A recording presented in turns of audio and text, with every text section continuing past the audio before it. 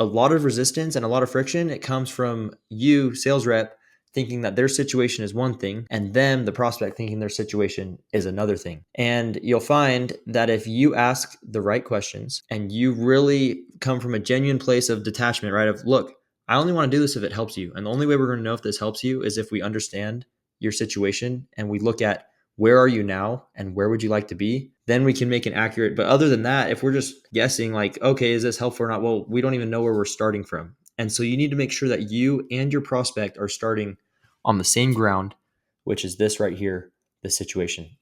In the last video right here, we talked about our connecting phase where we basically just let them say whatever's on their mind, right? Like, hey, you've heard of solar before. What do you want? What do you not want? What do you think about it? What's interesting to you? What do you want to get from our time together? Why are we sitting here? What is it that you might possibly be looking for? Let them talk. Let them get off their chest and say, cool, well, we'll go over that. We'll get into that. I need to know a little more about your situation before I can make a specific recommendation as to which option, which we talked about in this video, which option I would even recommend. So, can you tell me a bit more about your situation? What does this conversation look like? It's really questions. We want them to say it. 'Cause if they say it, it's true. If you say it, if you say, hey, look, you paid $800 in the summer, in their mind, dude, people still think for whatever reason, they're like, oh, yeah, that's not normal. Like, that won't happen again. You need to get them to say it. So, how do we do that? The first topic of conversation I go to is usage. It's just the most simple, it's straightforward. It feels like it's progressing the conversation forward. It's very obviously and clearly necessary. So I have them pull up their utility account, and on a piece of paper I write out month by month how much power they used every kilowatt hour through the whole year.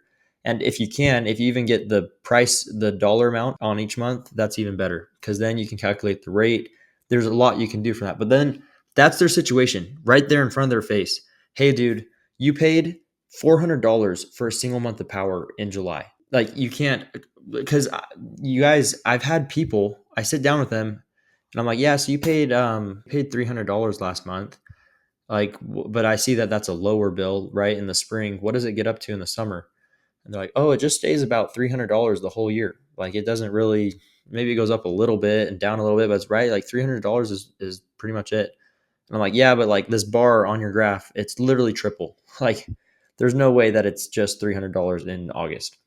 Just pull up your account. We'll just check it just to be sure and write it all down. And then they pull it up and they go, oh, I guess I did pay $950 for a single month of electricity in August. I guess I forgot about that. Yeah, dude, people are so misinformed about their situation, which is why this is so crucial. So, what's their usage? Okay, how much power did you use? Is that normal? And how much did it cost you to use that power, right?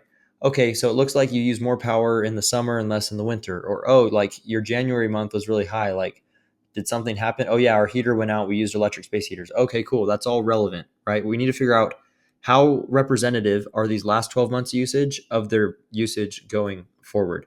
Do you plan on getting an electric car? Do you have a pool? Are you going to put a pool in? Are you going to get a hot tub? Do you have family members moving out and going to college or family members moving in with you? And along with that, okay, and how much does it cost you? This amount of power that you use per year, how much does it cost you to actually use that power? Okay, cool. And you're on a disc. Okay, I see you're on a discount program. You're on care. Have you always been on care? Are you going to continue to qualify for care? What happens if Edison takes care away? Like, care is like, they don't have to offer care. I mean, if they took it away, your bill looks like it would go up about 30% instantly. Like, are you prepared for that? Like, are you going to be okay with that if that happens? Um, this conversation, okay, usage, how much does it cost you? What's your situation with Edison? And it leads into, what's your situation in your house? Okay, like, what do you set the thermostat at? Are you comfortable in the summer? Do you run the AC enough that you're actually, okay, you set the thermostat to 83 degrees in the summer. Is that actually comfortable to you? Like off the record, right? Be real with me. If you could set it at 79, would you set it a little bit lower if it didn't cost you extra? Yeah, okay. I'll factor that in. We can factor, because here's the thing. With solar, you can get more power and still pay less than you are to the utility. We just have to understand what your situation actually is. Control, certainty.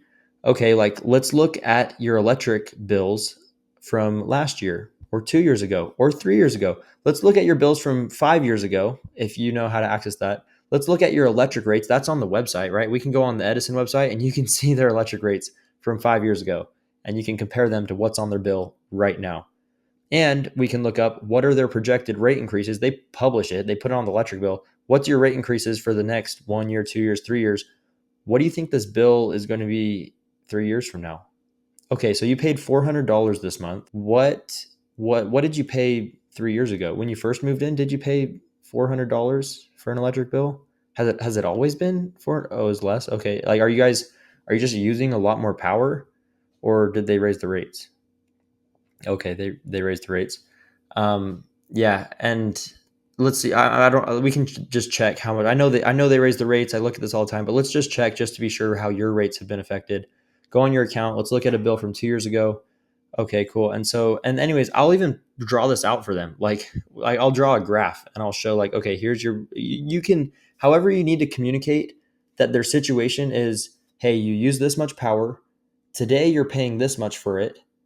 A couple years ago you paid this much, and in the future you're going to pay this much. That's the situation. And do you have any control or any certainty over what Edison is going to charge us for electricity? Like they're raising our rates. They've raised our rates 15 to 20% a year. Like fifth, that's like credit card interest.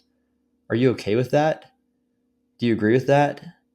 What is it about that you don't agree with though? And that leads us into the problem. What would you change about your situation if you could?